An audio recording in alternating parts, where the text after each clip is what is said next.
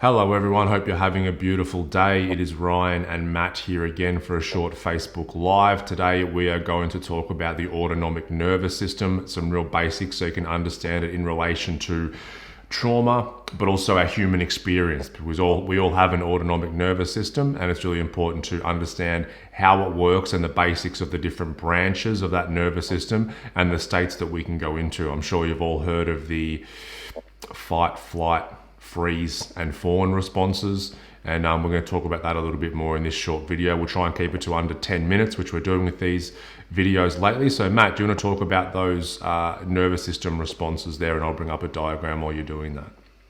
Yeah, so like all animals have them in a sense. So it's kind of like if we use the metaphor of a rat and a cat. Say the rat's just like crawling through the garden, and the cat sort of sees something scurry in the bushes and comes a bit closer, and the rat then sees the cat or senses that it's there, and it instantly gets stops dead in its tracks. It's like a freeze.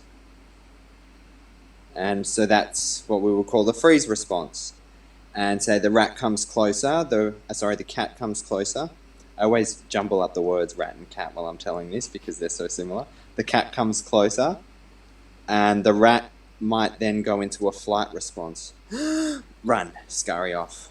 And it might just bolt for dear life.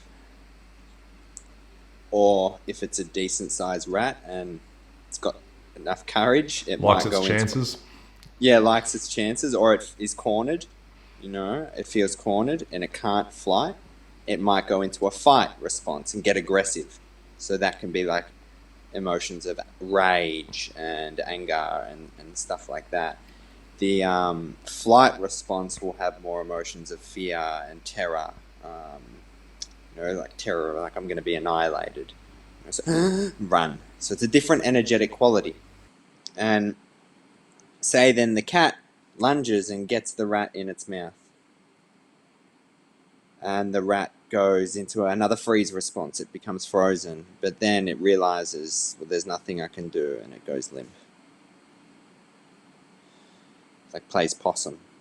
It'll play dead. It's like our cats, sometimes they catch mice, and when it's in their mouth, it's not moving. It's playing dead, in a sense. And that's would be the fawn response. So the muscles go limp, and it's another survival response. So we've got fight, flight, freeze, and fawn. So that's just a metaphor of how all these different survival responses can play out, and they're wired in our nervous system. They're actually highly intelligent, the way that it's set up. They're for specific situations where our lives feel threatened.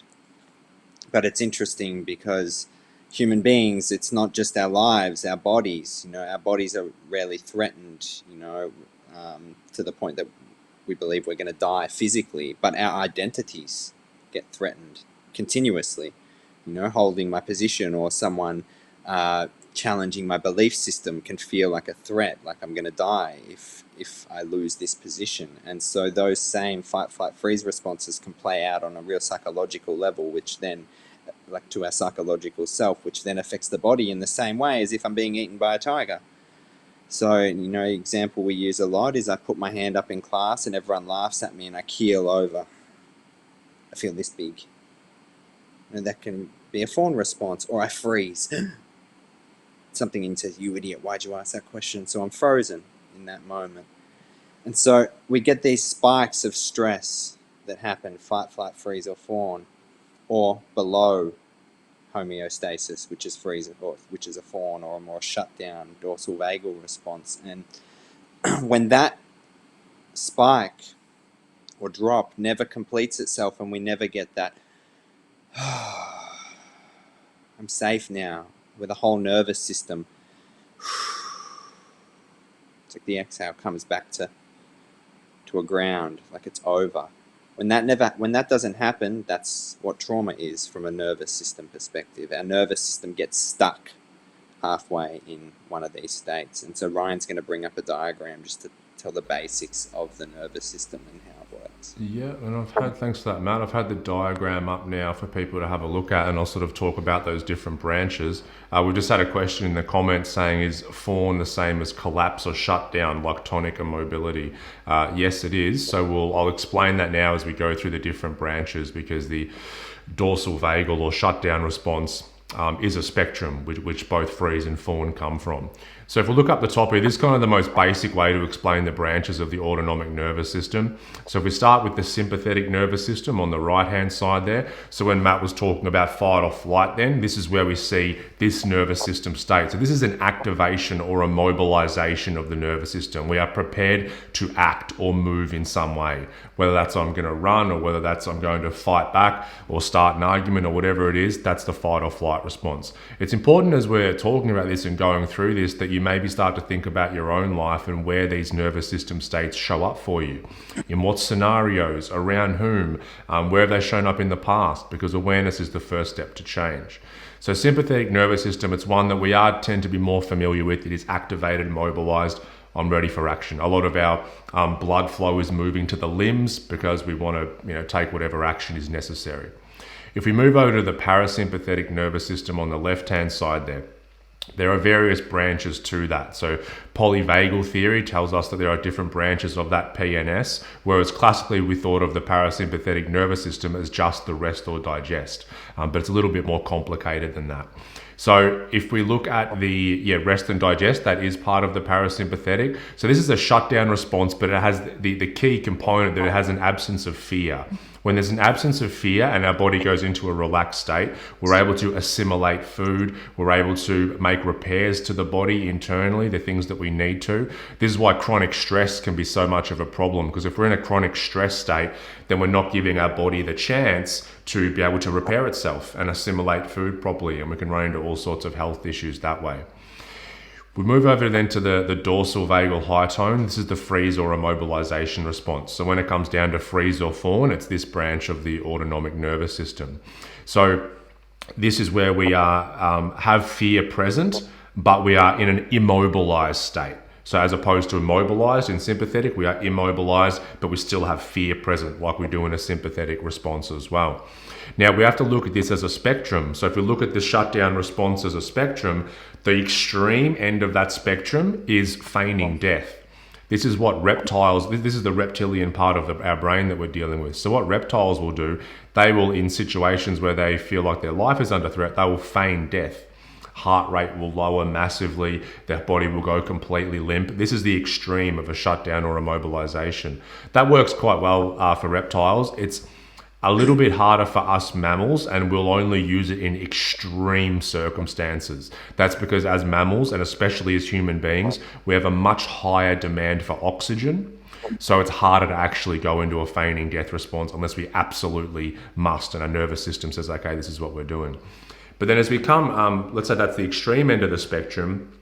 If you look at the other end of the spectrum, so maybe a more mild manifestation, then we're talking about mild dissociation.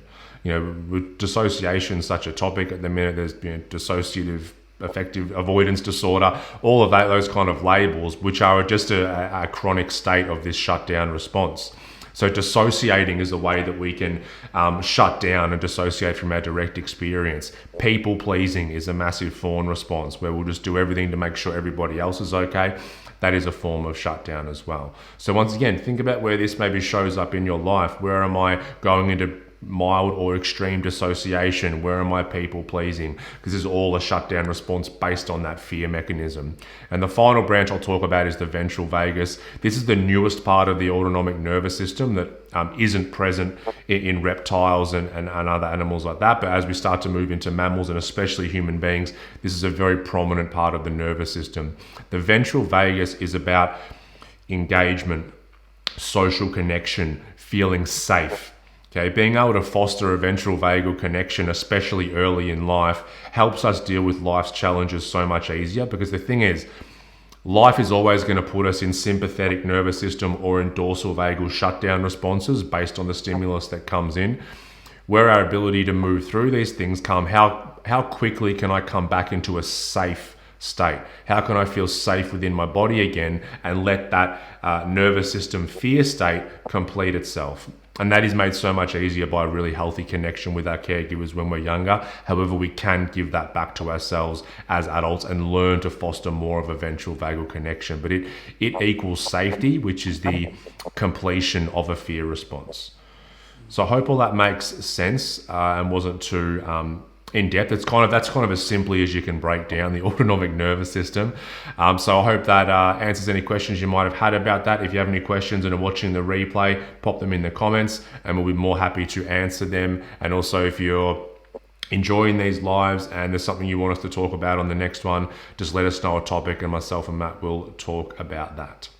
Someone just commented on emotional resilience. So yeah, that's resilience is being able to come back into a safe space after being heightened with certain emotions. Now, you might label someone as saying, oh, they're not emotionally resilient because they are reactive all the time and can't bring themselves down from a heightened state. But that's how this nervous system here that we're explaining has adapted. So there's a real readaptation that needs to happen in order for us to really build that emotional resilience and come back to safe and calm. Matt, thank you as always. Thanks, Ryan. Bye-bye.